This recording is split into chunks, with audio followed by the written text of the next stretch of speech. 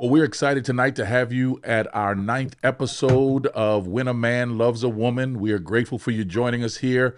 We started this podcast because we wanted you to be able to ask us questions that really pertain to how to have a healthy relationship and to get biblical answers in response. And so I'm Trevon, and we have Barry and Carl with us here, and we are here to specifically answer your questions tonight. You asked us, we're going to answer. We've had about 8 questions come in through our website, and we're going to attack them order by order in order to give you the answers that I believe you need to help strengthen your relationship. So if you asked a question and you send it to the website by 6:30 tonight, we're going to talk about it. Anything after that, we're going to wait till next week to deal with. But we want you to know, though, as we start to deal with these questions, that your voice matters and your issues matter.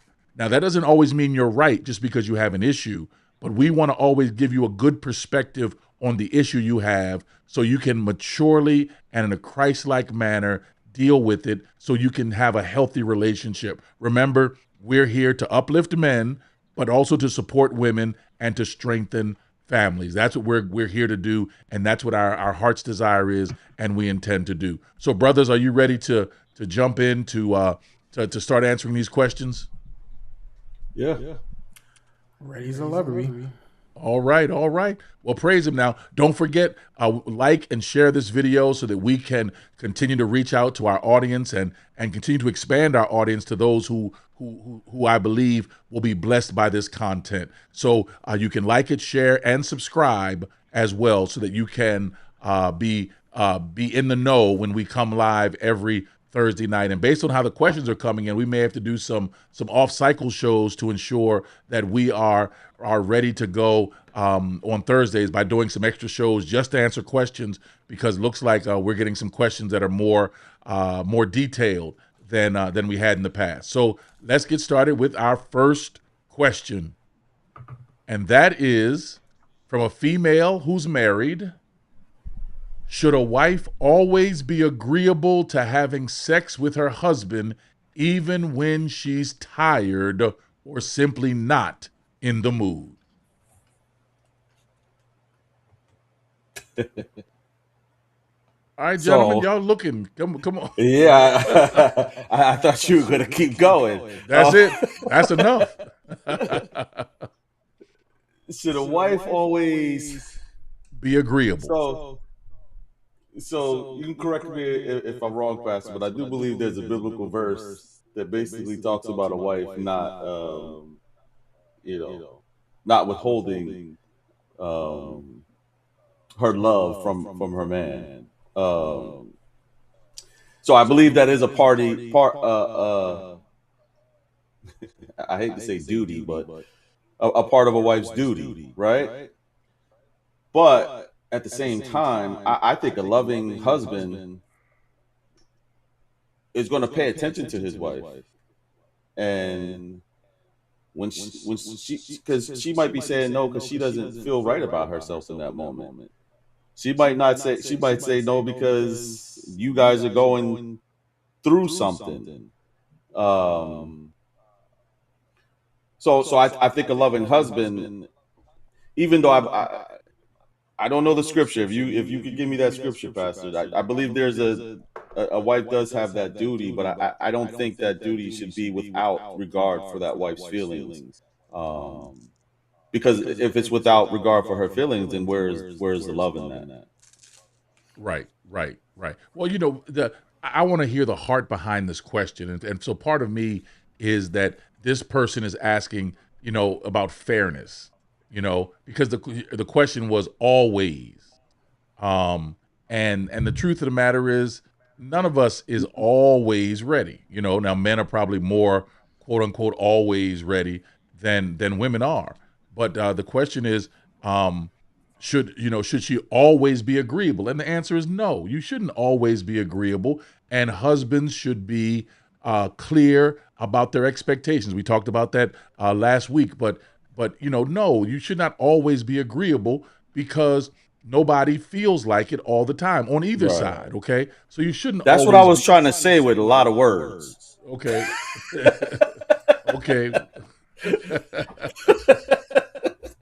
Yeah, but no, you don't. So you don't need to be agreeable always, but that is a discussion that needs to be had, and it can't be where you're also just like always agreeable is not acceptable. Never agreeable is also Yes. not acceptable as well. There has to be.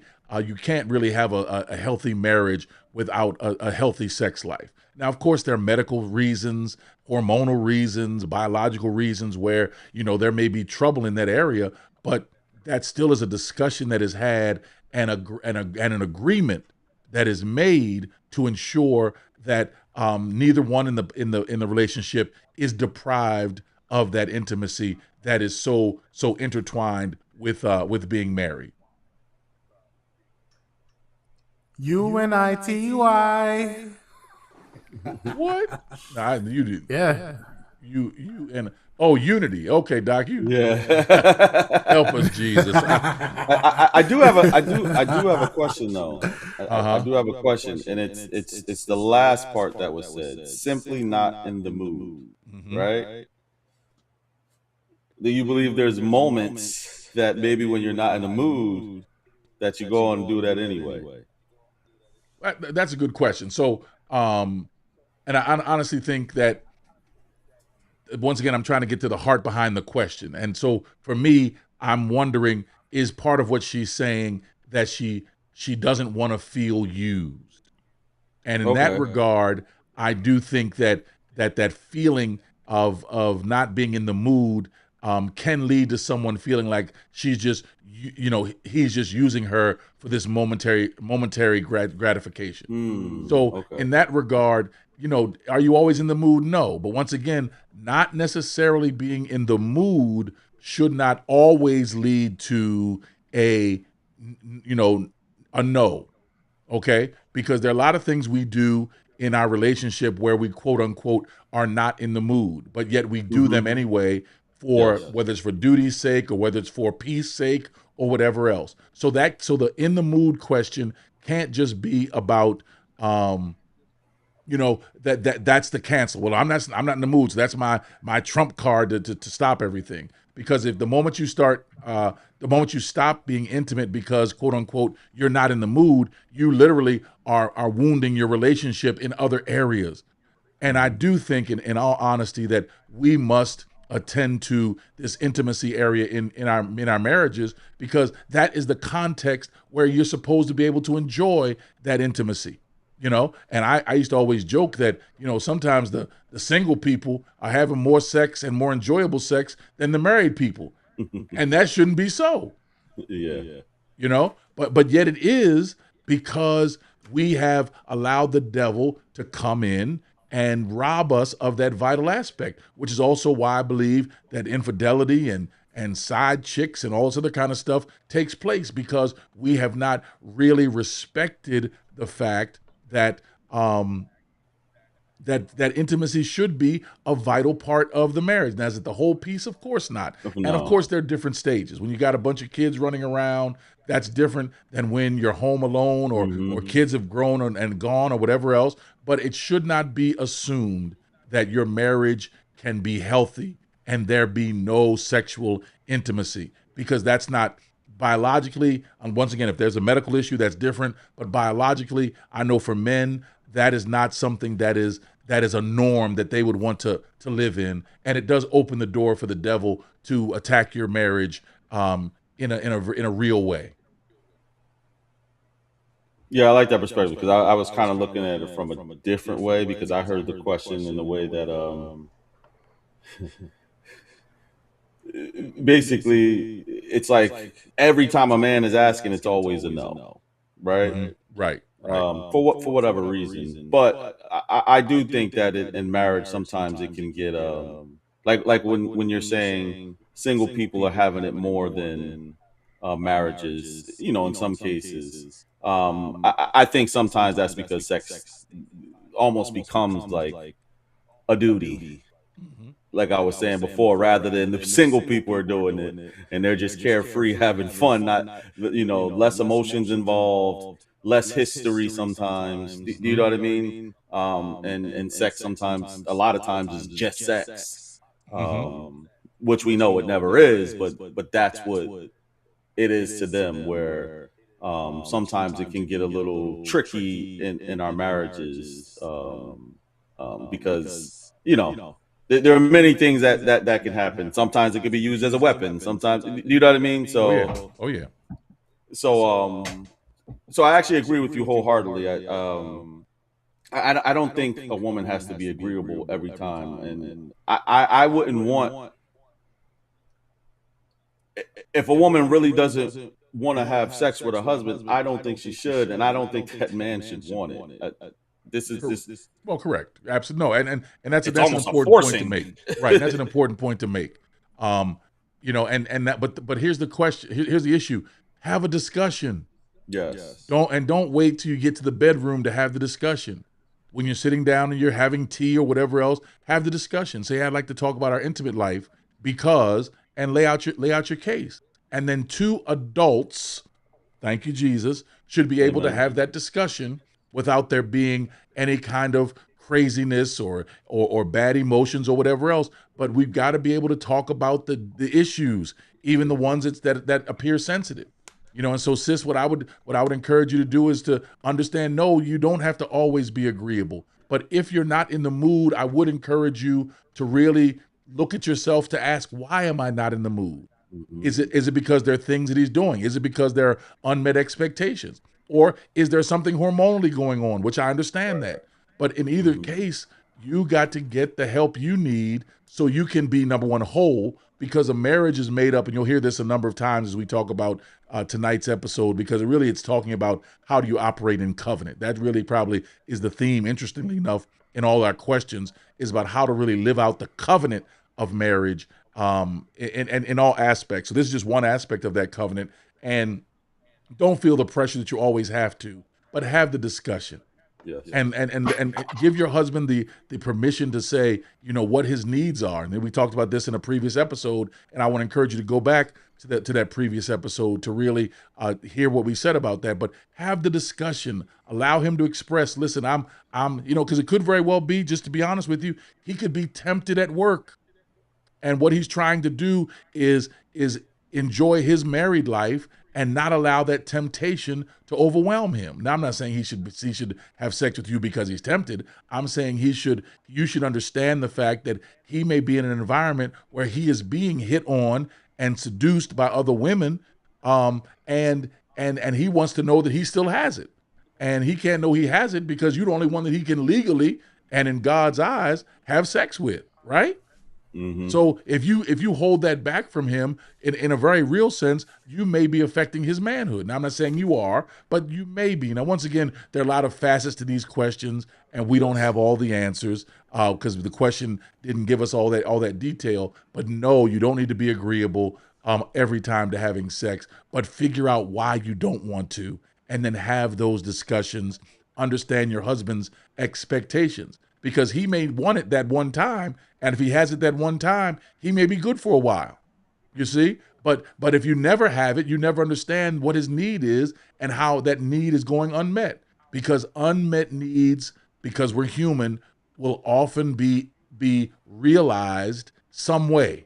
And that's what you don't want in your marriage. You don't want your husband, and we don't want you, sis, to try to get what you need outside of your marriage, because you can't get what you need inside your marriage. That's the key point. All right. So I think we answered that question. Now we're going to move on to the next question, which is, let's see here. The next question is a female. And it is, where are we here? Question number, it's the number 12. I'm sorry, we're having some technology challenges here.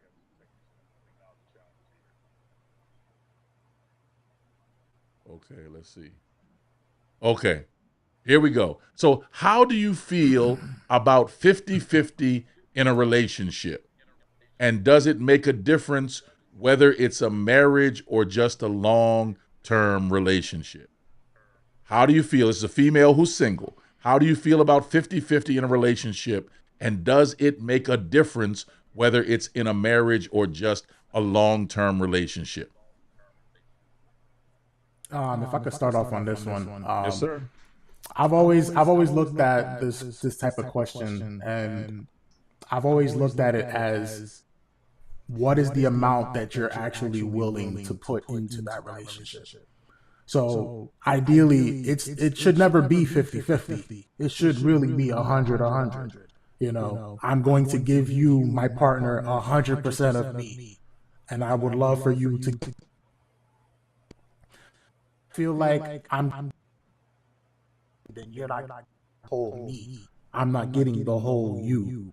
Now, obviously, yes, every day, day after day, to constantly give 100%. Nobody can ever 100% give 100% day to day. You know, there are some days where you might fall to 90, you might fall to 70, you might even fall to 40%. But I'm gonna have full faith that my partner will be there to assist. And by all means, there even may be days where I'm at 40 and she's at 50.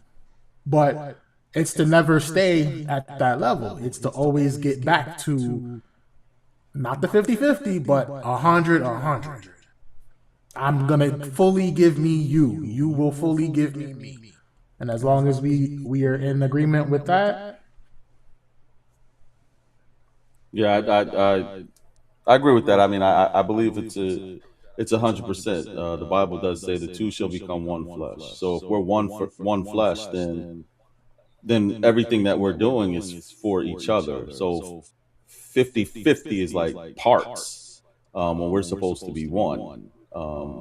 So as you said, like some days I might be 70, some days you might be 30. And we know when they're talking about 50-50, they're not talking about, 50% emotions or 50% duties. They're talking about 50% finances. That's what 50-50 always boils down to, is the money. Yes, which there was a day that there were days when women didn't work and the man provided all the money. And I'm not saying I still believe a man should be a provider, but we really don't live in a day and age where a lot of households are a one income home. Just with inflation and the way everything works, two families as far as two people financially a lot of times is what keeps everything afloat. Especially if you want to live a certain type of lifestyle, it's hard to do that on a one income family these days. So it makes me think of a video that we watched about a woman who was saying that she went back to her ex because her husband couldn't provide for her anymore, or something like that. But he was providing for her before, but he lost his job or something. So for a year and a half, he couldn't provide, and then now she's leaving. Right. Yeah, she didn't want to be there any longer. Right. Exactly. So to me, that's a horrible picture, because that is not someone who's in covenant. That is not someone that is becoming one flesh with. So that is someone that they are by themselves. They've been single the whole time in that relationship. Right. They were only there for what they could get. Not a back and forth of how do we provide for each other and build each other up. Right. So I don't really believe in 50-50. I definitely believe in 100. There's one other part that it says a marriage or a long-term relationship. Right. And you guys could disagree with me, but to me, and I don't know if they're talking about a long-term relationship where they live together or a long-term relationship where they're working towards marriage. But when you're telling me long-term relationship, I'm thinking there's time invested and things of that nature. So it doesn't change for me, because if you're building to that marriage, then that's what you guys are doing. You're building towards that marriage, so the mindset is the same. Right. Well, I think that's a good place for me to start, because There is a difference between a marriage and any other kind of relationship. Okay. So if you're not married, everything I'm saying right now does not apply, because a marriage is a unique relationship that has covenant as its foundation. Okay. So if you're in a long-term relationship, which I think you need to question yourself as to why you're in a long-term relationship and why it has not moved forward into a marriage, because that could be telling in and of itself. But what I'm talking about, and I think what all of us are talking about, is the covenant relationship in marriage. And in that regard, 50-50 does not work, because in order for there to be a real marriage, it is one whole person plus another whole person, which makes one whole relationship. So it's not 50-50. Everybody should be giving 100%. And that's 100% of everything. Because that's why. And so if we look at the financial side of it, Barry, what you were talking about, even on the financial side, any money that comes into that family ought to go into a joint account for the family. And then out of that account, it should be a budget that lists where things are going, allowances so that the husband and the wife can have some money in their pocket that they can walk around with, because you're working, you ought to have some money. Even if you're not working, you still ought to have some money in your pocket to handle things that come up. But it's never going to be 50-50 in that regard. But you have to always make sure that you're bringing 100% of yourself to the relationship. And if both of you are bringing the 100%, then it will always end up being 100%. And there will be instances, as Carl said, where you're not going to be able to give your 100%. And in that regard, that means that your spouse will then have to bring 110%. So if you're at 90, then he'll need to be at 110. And sometimes that happens. Yes. And there's no perfect world where it doesn't happen. Because there's some times when a person is spent. Sisters, you know this, when you're tired and you're worn out, you don't want to hear a man saying, well, we 50-50, so I need my time right now because this is my time. I don't have time to deal with you because we going 50-50. None of that works in a covenant. And that's really why this is a different discussion, but that's really why I even have a challenge with all this love languages stuff, because love languages operate in an ideal, pristine environment. But they don't operate in a real world environment because you could say, oh yeah, my love language is physical touch, but yet if you're having difficulties on your job and your husband says, oh, I just want to, I want to hold your hand, and you're like, I don't want to be bothered with holding my hand right now. But I thought your love language was physical touch. Exactly. You see, because it doesn't allow for there to be a notion of fluidity in what we need in that moment. But that's what makes a marriage enjoyable, because you get the opportunity to really investigate in those moments what's going on and what your spouse needs in that moment, so you can be there for them. So there will be times when you don't have 100% and your spouse doesn't have 100%, but that's okay, because together you make 100%. And there will be times, sisters, when you have to carry the relationship. Like what Barry said earlier, that with that example of the woman who said her husband was going through a challenging season of a year and a half. Yeah, and year and a half. She was ready to leave him because they were struggling for a year and a half. Not just leave him, but go back to her ex. Oh, that's right, and go back to her ex because she was in a season. Forget about the fact that you made a commitment before God that you were going to be there in sickness and in health, for richer or for poorer. She's saying a year and a half is enough.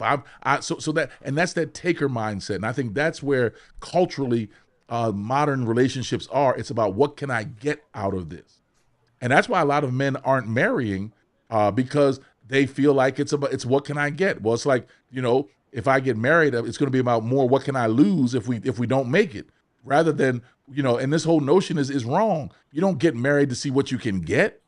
Yeah. If you truly are doing this thing the right way, God's way, a marriage is not what I can get. And I know we have the selfish reasons why we want to get married, but you have to transcend that ultimately to determine, I see what we can build together.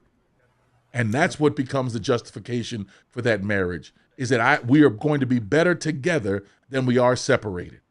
You know, and that's what we're missing, because if you go into a marriage selfishly, even though I think everybody goes into a marriage to some degree with a level of selfishness, you can't stay there, because if you are, then you're going to destroy that relationship and it will not last. Yeah, Because at some point you're gonna wear people out. Go ahead, Barry.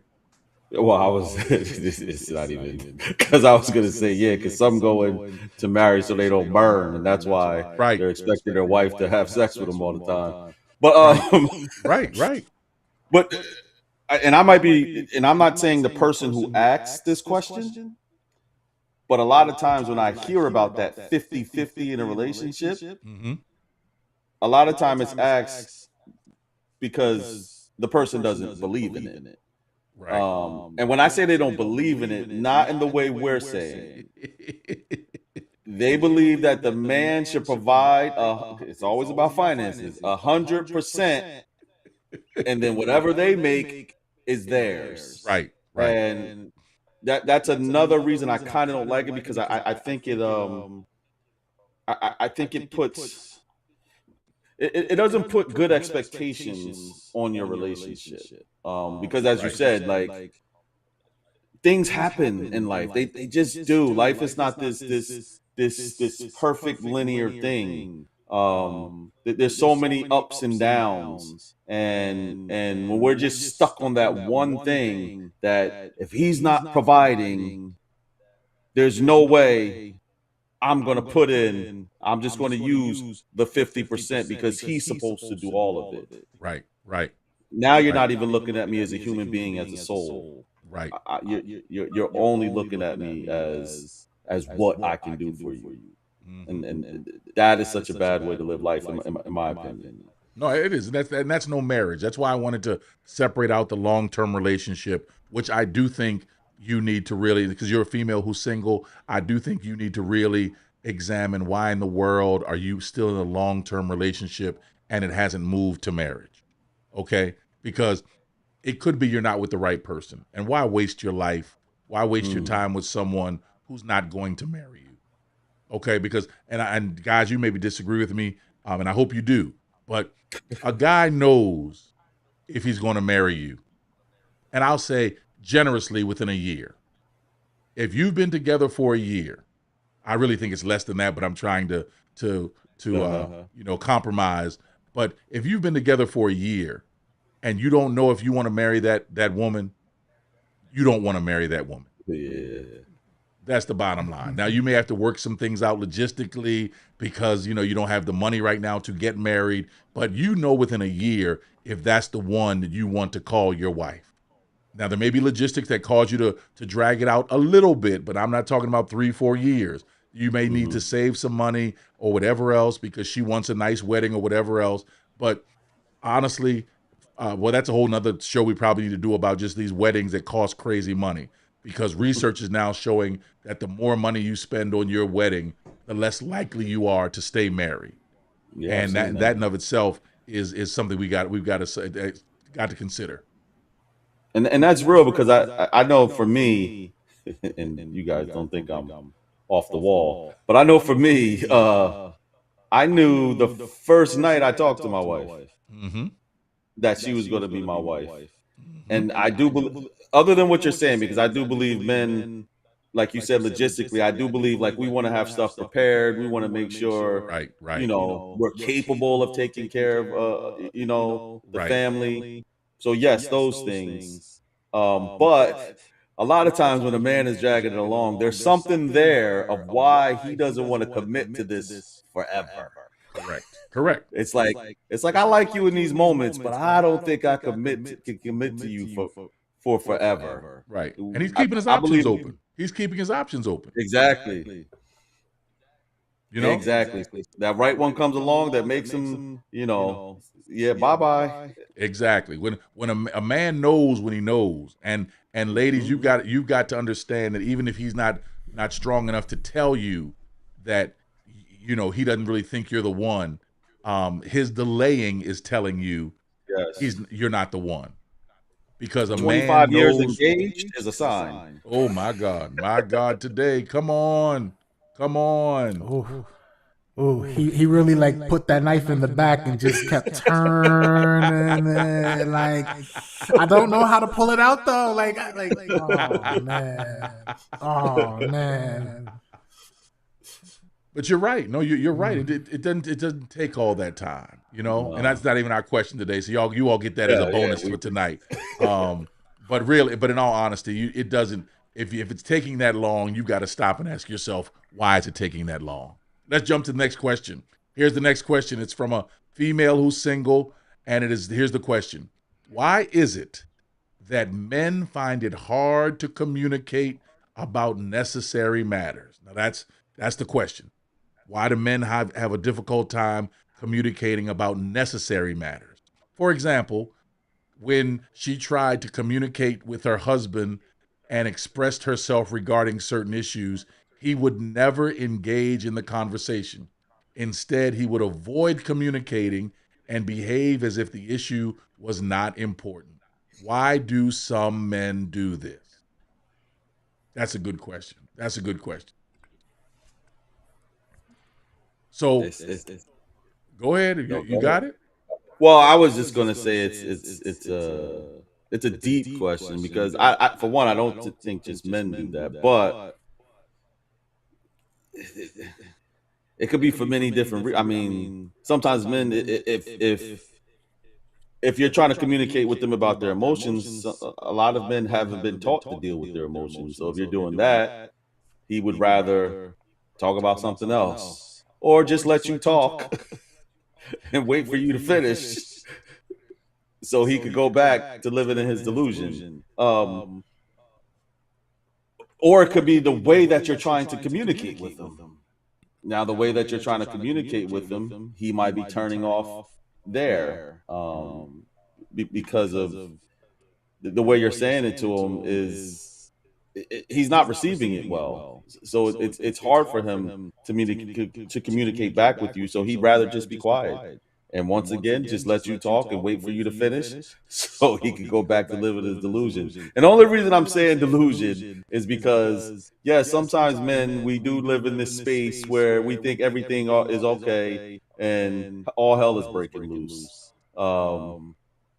Because we don't necessarily want to deal with it. I mean, we want to try to solve the problems and all of that, but sometimes when our women are coming to us and saying certain things, it can be hard for us to deal with.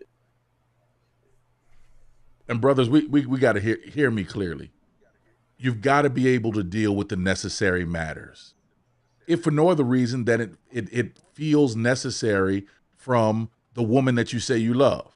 Now, this is a female single who's asking this question, but the key is still, if there's a topic that needs to be discussed, you can't avoid it. And avoidance is your way of not dealing with stuff.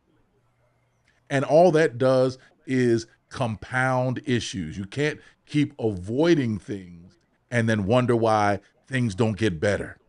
And so it could be that your personality, where you don't like confrontation or you don't like to deal with difficult topics, but you can't lead and then not deal with the necessary topics that need to be dealt with. And so men, if you do this, let me just lovingly tell you, you're wrong. Okay? You can't operate like that. When someone is trying to communicate with you, whether it's their feelings or whatever else, you still have an obligation to hear them. You may not agree, you may not even want to be bothered, but because that's a human, or let me be even more specific, because that's God's daughter, she deserves your attention in that matter, because even if you don't think it's necessary or you don't think it matters, she still does. And she deserves you to be able to listen to what her concerns are and to engage it. And by avoiding, that then becomes a level of disregarding that person. And you shouldn't be doing that. No one deserves that, because God's daughter doesn't deserve it, nor do you as God's son deserve that as well. So open yourself up, have the discussions, fight through it if you need to. And I'm talking about fight within yourself, not talking about fighting with her.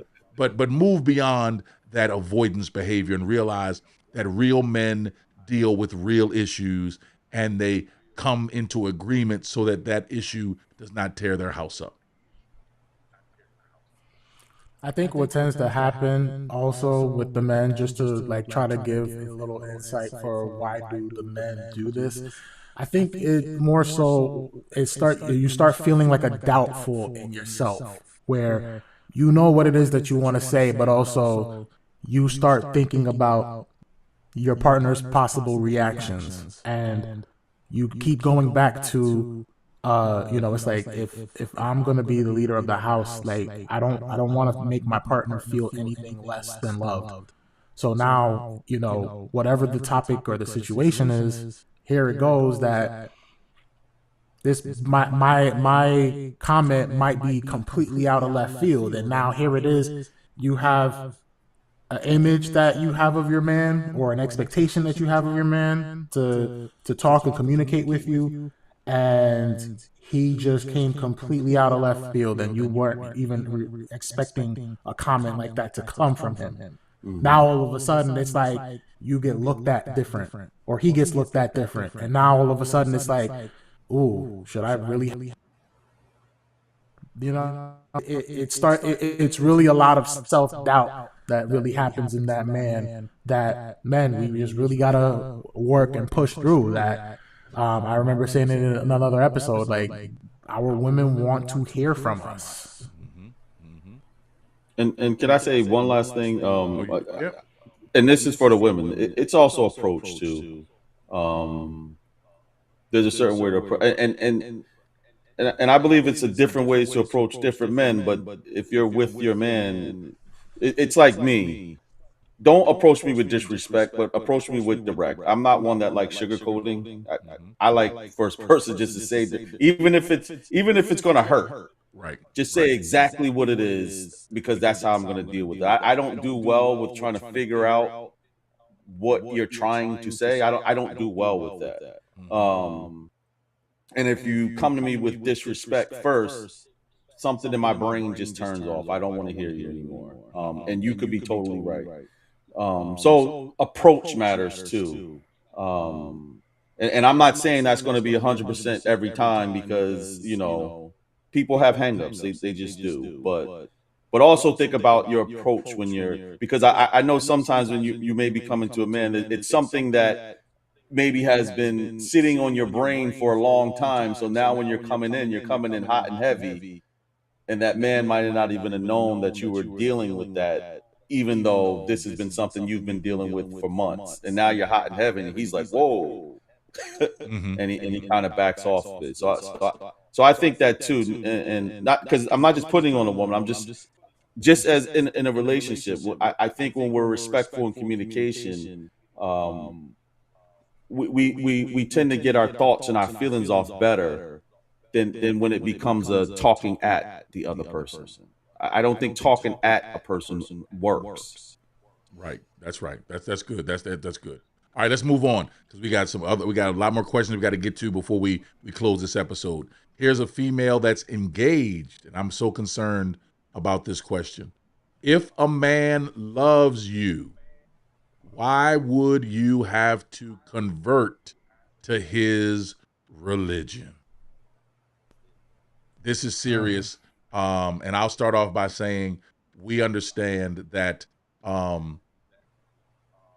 being unequally yoked as Christians is real. And the truth of the matter is, being unequally yoked in any religion is a problem, because if your faith, your religion is fundamental to who you are, changing it to get married is not going to help you, and you're going to start on a weak foundation. Because if you have not come to that religion on your own choice and of your own free volition, then you in essence are being coerced into that religion, and that's not healthy at all. Now, if you're dealing with Christian and Jewish, or Christian and Muslim, or whatever it is, those religions are not, I want to be sensitive about how I say this. You should not be marrying somebody who does not have the faith proposition that you have. Okay? Now, does it work? Yes. Do I know people with whom it's worked? Of course I do. But the challenge is that at some point, one of you will have to surrender your faith or you will simply just let the kids do their own thing. But in either instance, you're not really being faithful to the faith that you say you profess. Because Jewish parents want their kids to be Jewish. Muslim parents want their kids to be Muslim. Christian parents want their kids to be Christian. So the notion that you two are in love and then you have different religions, I'm not saying it's impossible, but I would say really check out what that love is, because if they truly love you, number one, you wouldn't have to change your religion. But number two, how can he love you if your faith is not aligned?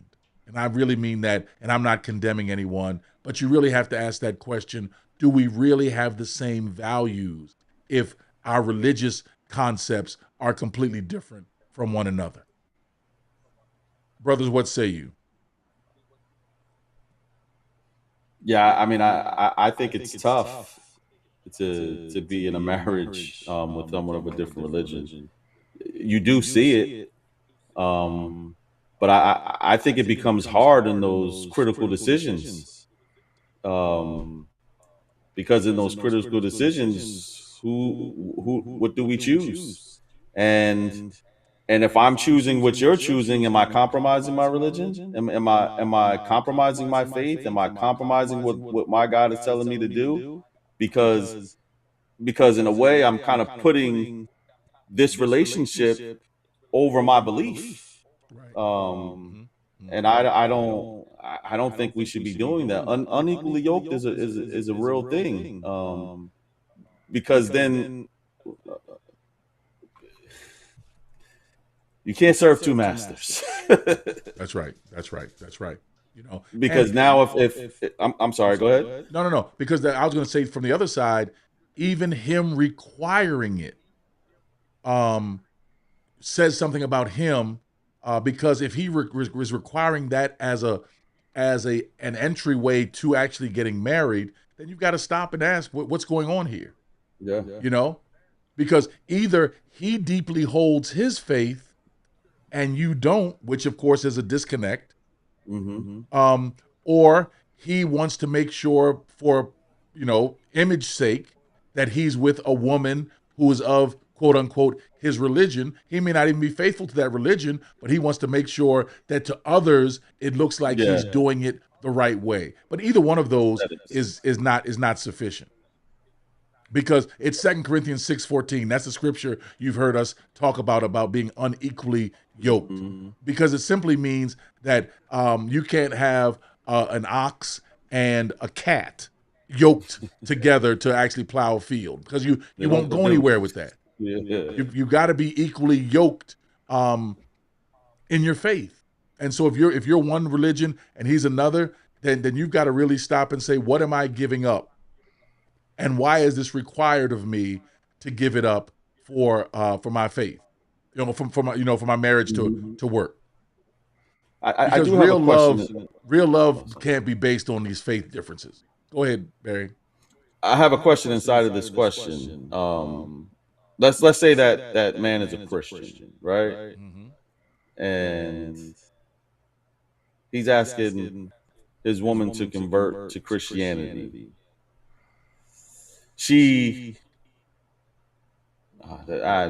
That's tough. She decides to. They get married. Could that be a tool to bring someone into the kingdom? Do you understand? I know I'm going a little deeper with it. That's like evangelistic marrying. I guess that's a concept, but I don't think that's a healthy concept in that way. And because in a way you're just doing it because you want to.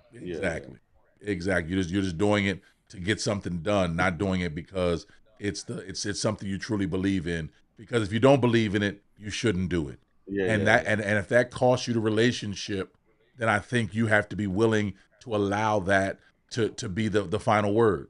Yeah. Because if someone is requiring it, even if you do it under duress, your heart's really not in it. And there will be a level of resentment that builds up because you had to walk away from what you had a sincere conviction about. Yeah, and the reason why I was saying that, because through time, there have men who came to the church to find a good church woman, Mm-hmm. and in the midst of that, Yep. they got saved. Do you know what I mean? So Of course. that's where I was going with it. But it's a little far fetched. I understand. Yeah, Reverend. That's a little far fetched. That's a little far fetched. But it does happen. But even in that situation, there's no demand. There's no demand. You see, it's only because the thing is, he is demanding that she convert to his religion. Yeah. And that's where the difference is. One thing if someone is an agnostic or a non-believer and they want to marry someone who is a believer, that's different from saying, well, you've got to convert to my religion or we can't get married. Yeah.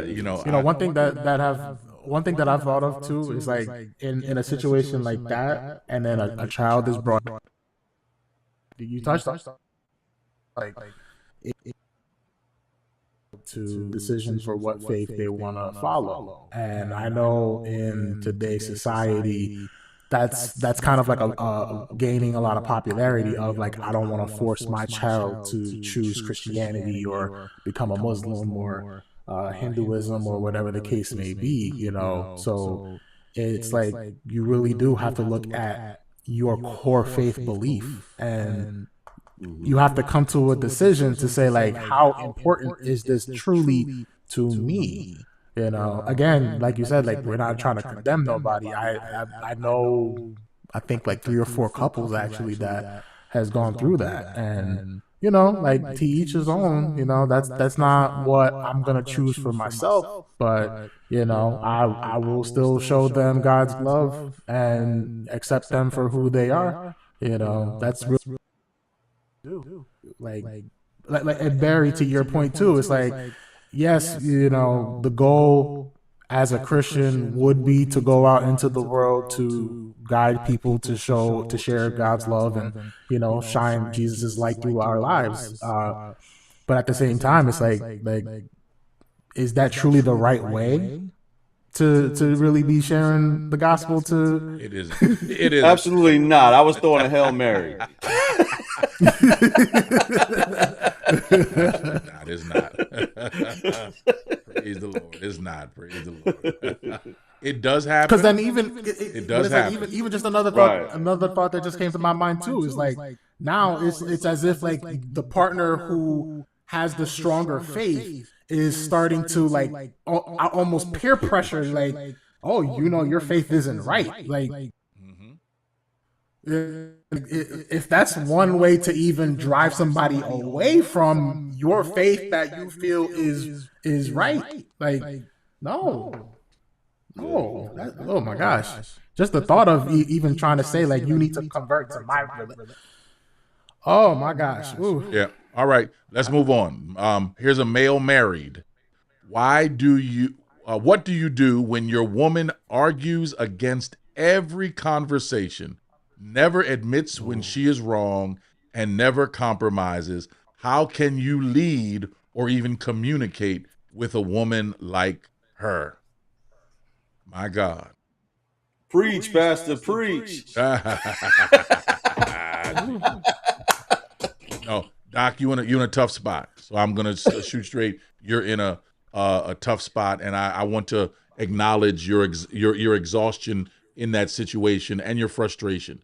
And I hear you, and that is a frustrating situation to be in, because the notion of trying to lead someone and lead a household where the person is always arguing with you is very much alike on your job. Do you think your boss would allow you to challenge everything he says or she says on that job just because you think you have a right to say it? And the answer is no, because there has to be some level of deference. Now, does that mean that your wife should always have to agree with you? No. But right. The notion of never even being able to have the conversation without there being tension and arguing, that creates a level of tension in your relationship that doesn't need to be there. And that deserves some help. So my short answer is going to be, you all need to get to counseling. And if you need to get counseling, you can go to the website, and we'll set you up with some counselors who will help you work through this, because that's a stalemate, and you're never going to move forward with that. The Bible says in First Peter that we're supposed to dwell with our wives with understanding and knowledge. That's First Peter 3:7. But the truth is that there can't be any understanding if everything leads to an argument and there's no accountability. Because any person who rejects accountability is a dangerous person, and you want to be careful that your relationship doesn't devolve into frustration every day because the topics that need to be discussed aren't discussed. And agreement is the order of the day. So if there's not unity in your conversations, then you're going to have this disunity, which gives the devil an opportunity to really come in and destroy your relationship. Whew. I don't. That's, like me looking at the question, like you said, Pastor, he's feeling a lot of frustration. Like every conversation, never admits, never compromises. Exactly.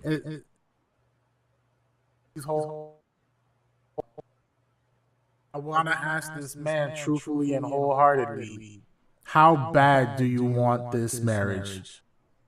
And I'm not going to get into the faith aspect of it, but if this is something that you truly do want, I think it's up to you to really find that outlet to let that come out of you. Like whether it's like you like going for a run, you like to go bike riding, you like to go to the gym, something that will get that frustration out of you, because now you're going to keep holding on to it, and then you're going to end up blowing up on her. Like you don't want to keep holding on to that, because like even that last part of the question, how can you lead or even communicate with a woman like that? Honestly, I feel like the only way that you can get through to a woman like that, you have to show some level of self-reflection, but also self-worth, and realize that, yes, I'm going to respect your opinion and your outlook on how you view whatever conversation that may come up, but at the same time, we have to have a level of respect amongst each other. So therefore, I'm respectfully going to use my outlet to get my frustration out, and I'm going to not let this hinder us. But again, how bad do you truly want that relationship, that marriage, I should say? You're going to put in the work if you really want that marriage. Listen, he's got to put in the work. And my brother, get help. Get help, because that is you're at a stalemate and you can't stay there. So get the help you need from a counselor so that you all can get to the healing that you need in your relationship and see God glorified. The reason why you come together is not for your selfish purposes. It's ultimately so that God would be glorified and that the next generation would be positioned for success. Because if that's the kind of tension that's in your house, it's going to transfer down to the children, and all you're going to do is break the children in a way that they don't deserve. So I would encourage you to get the help that you need. Let's jump to the next question, which is a male who's separated or divorced. When would you introduce your new girl to your ex-wife? So my question is, do they have kids? Is this a situation where there's this new woman in this man's life and they have kids together, and it's, I want to know the right time to introduce, do you know what I mean? Like, so that the wife knows who this woman that's going to be around her children. Because other than that, I don't think you ever need to introduce your new girl to your ex-wife. Who is she in your life? Right. It says there's X in front of it. Like we're done. We're moving on. We're moving on with our lives. And if we weren't, there wouldn't be a new girl in the picture. Right. So I could be wrong, but I don't think there's a time that I need to introduce my new girl to my ex-wife if we don't have a business together, if we don't have children together, you know what I mean? If there's nothing connecting us together. If there's not a compelling need, is what you're saying. If there's not a compelling need. Exactly. Why are we introducing each other? For what? What are you guys going to become friends? Right. No, I agree. Unless there's a compelling reason because you have children that, you know, out of courtesy, your ex-wife should know. But beyond that, you know, because your exes, she's moved on and you've moved on.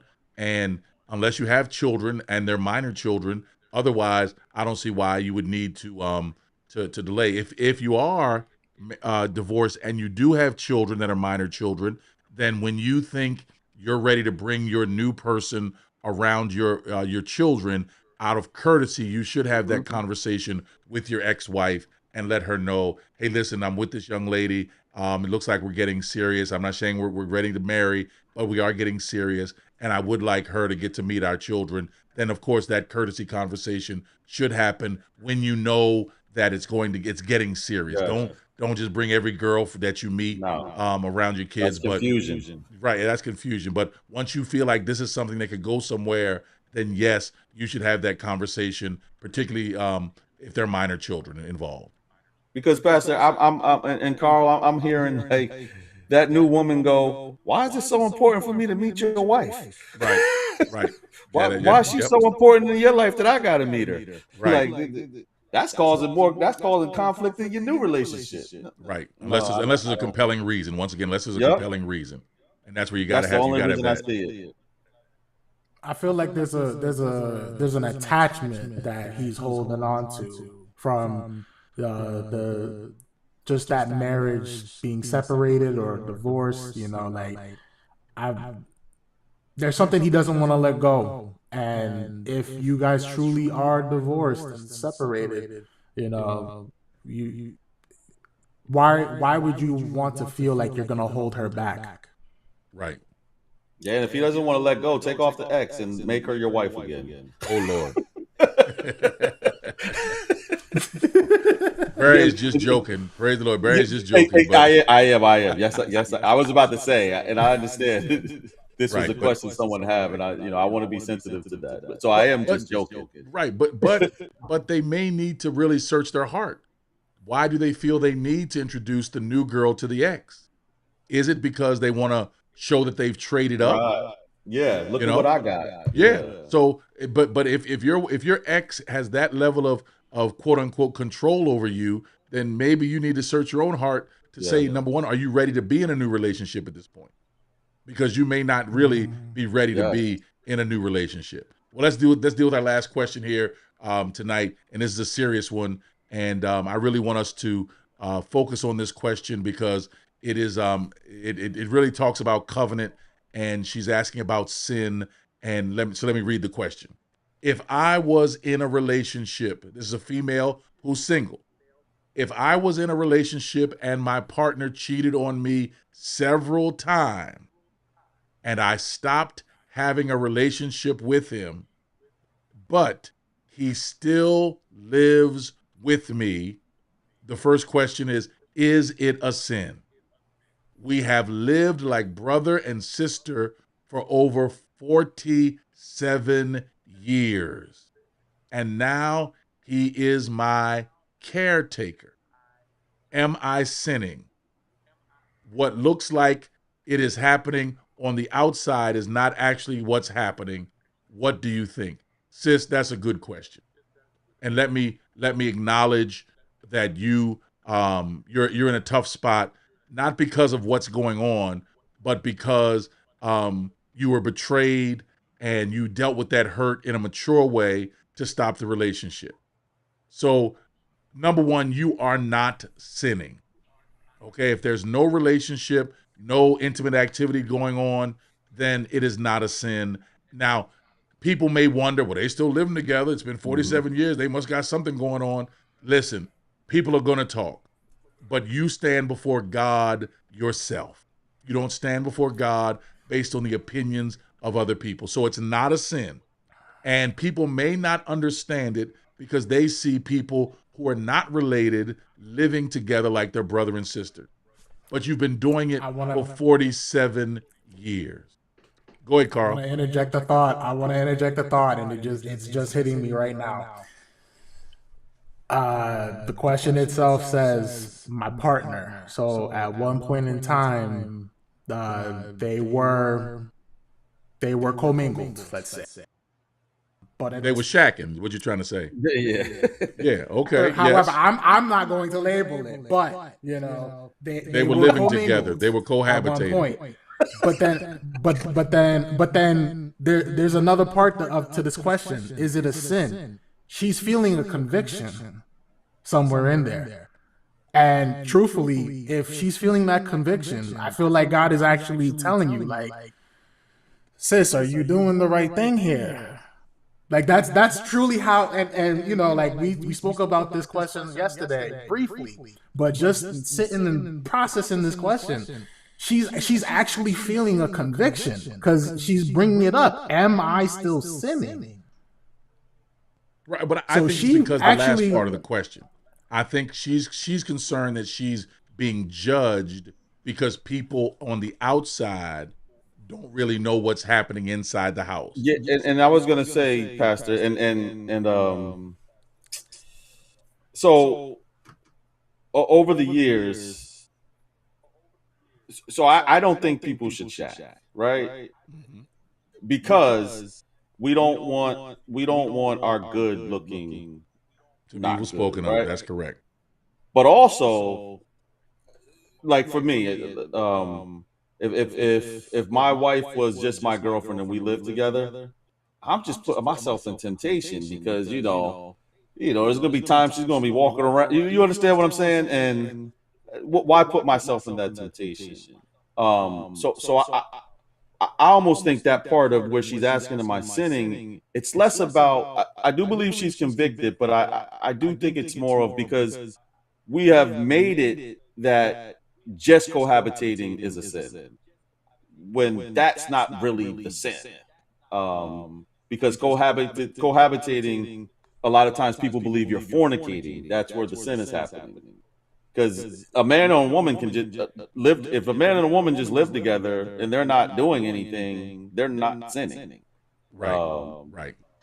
So I think she's feeling the conviction because, like Pastor said, it's that last part because it's what people are thinking about her. They're thinking she's most likely, they've been together that long. They're doing something, right? Right. And they're probably not. When I first read this, I actually thought they were married at first, but then it made it clear that there is nowhere in there does it say that they were ever married. Right. But I think it's tough now because now it sounds like she's in a state where she needs help. She needs help. Yep. And he's providing that. And he's providing it, and that's why they're still going together, not in a romantic relationship, but as a caretaker and a patient, basically. It sounds like. And sis, I want you to be clear. You're not going to miss heaven. I just sense that you need to hear that. You're not going to miss heaven. You made a courageous decision to stop being in a relationship with someone who proved they couldn't be faithful. So you did the right thing. Now you're at an age where you need help, and he's there to help you, and that's okay. That God doesn't frown on that, And what people think, ultimately, you got to be able to put that out of your mind because you know what you're doing and you know what you're not doing, and that's where you have to have your confidence in your relationship with God, regardless of what people think, because people are always going to have something to say. They're always going to have an opinion, and their opinion plus $2.75 will get you a good drink at Starbucks. All right, but don't you walk in condemnation. I do want to touch on what Carl said though about that she does have conviction. I do think that is a good thing though because she does care what God thinks about her. And absolutely, I do think that's very important. Absolutely, and that's a blessing that she has that level of sensitivity. Because listen, relationships are not easy. And when you take courageous steps to end a relationship, I'm not talking about a marriage. I think you need to get all the help you can get when you're talking about a marriage. But with relationships, particularly prior to marriage, if something's not going right, that is a good time to put a pause on it. Because if you're having issues when you're single, why in the world would you want to rush forward to a wedding and not have those issues worked out? You're just setting yourself up for a world of trouble, right? So don't Don't do stuff like that. I applaud you, sis, that you recognize that this probably wouldn't be a marriage that would benefit you and would bring probably more turmoil than you really wanted in your life. Okay, relationships require work and they're difficult. Not that they're impossible, but they're difficult because you're bringing two individuals together who are unique individuals who have their own way of thinking, own way of doing things, and you're coming together and mystically becoming one in the sight of God. That takes a lot of self-sacrifice, and both people have to be willing to do that for it to really work. And where the tension comes in is when you start holding on to who you want to be rather than saying, I want to be who God wants me to be. And when you're in that situation, you do end up creating a lot of turmoil that's unnecessary in your life and your partner's life. So we don't want you to do that. We want you to enter your relationship with a mindset that it's not about me. And this is both of you. It's not about me. Whatever your predilections were, whatever your proclivities were, all that stuff goes out the door when you're dealing with, I'm going to live with this woman, I'm going to live with this man for the rest of my life, and I'm going to do so in an honorable way that God gets the glory. Amen. That's the key. So brothers, listen, we had a good night tonight. We answered some real serious questions. If you have questions, go to our website, whenamanlovesawoman.com, and ask the question. It's completely anonymous. We have no idea who any of these people are, but we're happy for the questions, and we want to be able to answer your real questions because we want to stay relevant to what's happening now, and we want you to get clear biblical truth on what God is saying concerning your relationship. So please send your questions in. We'd love to be able to answer them. We'll be back here next week to be able to bring you another podcast of When a Man Loves a Woman. Like and share, subscribe to the channel so that we can continue our conversation and grow our audience so that we can continue to have healthy relationships. Because When a Man Loves a Woman show is here to uplift men. It's also to support women and to strengthen our families. So on behalf of Barry and Carl and myself, we want to say God bless you, and we'll see you next week.